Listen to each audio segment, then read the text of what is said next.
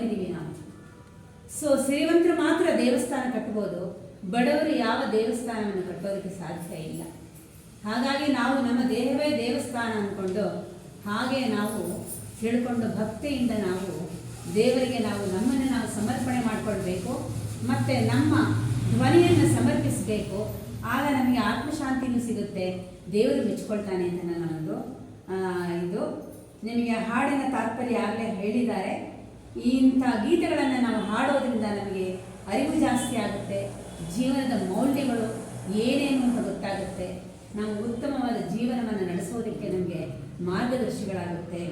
ಮತ್ತು ಸರ್ ಹೇಳಿದಂಗೆ ಸ್ಥಾವರ ಸೋ ಕಾಲ್ಡ್ ಏನಂತಾರೆ ಇಮೂವಬಲ್ ಪ್ರಾಪರ್ಟಿ ಯಾವತ್ತೋ ಒಂದಿನ ಬಿದ್ದು ಹೋಗ್ಬೋದು, ಆದರೆ ಜಂಗಮ ಅನ್ನೋದು ತಲೆಮಾರಿಗೆ ಅದು ಈ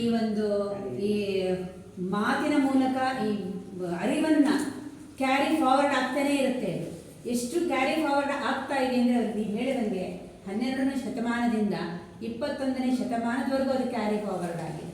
ಸೊ ಹಾಗಾಗಿ ಜಂಗಮಕ್ಕೆ ಖಂಡಿತ ಅಳಿವಿಲ್ಲ.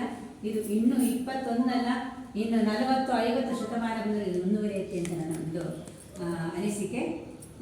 ಇಷ್ಟು ಹೇಳಿಬಿಟ್ಟು ನನ್ನ ಒಂದು ವಚನವನ್ನು ಪ್ರೆಸೆಂಟ್ ಮಾಡ್ತೀನಿ.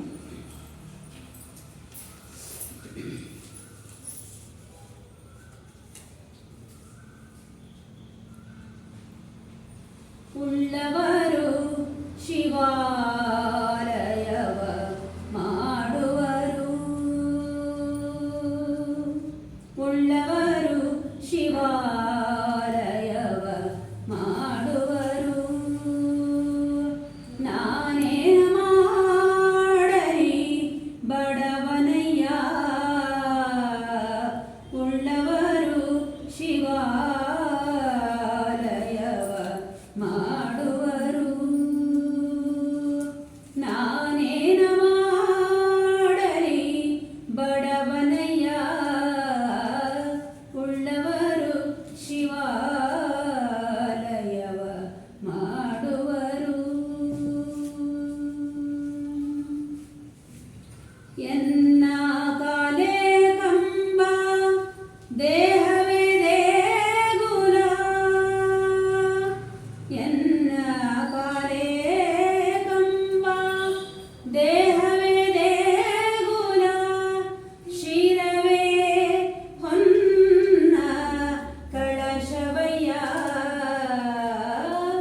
ಶಿರವೇ ಹೊನ್ನ ಕಳಶವಯ್ಯ, ಕೂಡಲ ಸಂಗಮ ದೇವಾ, ಕೂಡಲ ಸಂಗಮ ದೇವಾ ಕೇಳಯ್ಯ, ಸ್ಥಾವರ ಕಡಿವುಂಟು ಜಂಗಮ ಕಡಿವಿಲ್ಲ, ಸ್ಥಾವರ ಕಡಿವುಂಟು ಜಂಗಮ ಕಡಿವಿಲ್ಲ, ಉಳ್ಳವರು ಶಿವಾಲಯವ ಮಾಡುವರು, ನಾನೇನು ಮಾಡಲಿ ಬಡವನಯ್ಯ, ಉಳ್ಳವರು ಶಿವಾಲಯವ ಮಾಡುವರು, ಮಾಡುವರು, ಮಾಡುವರು.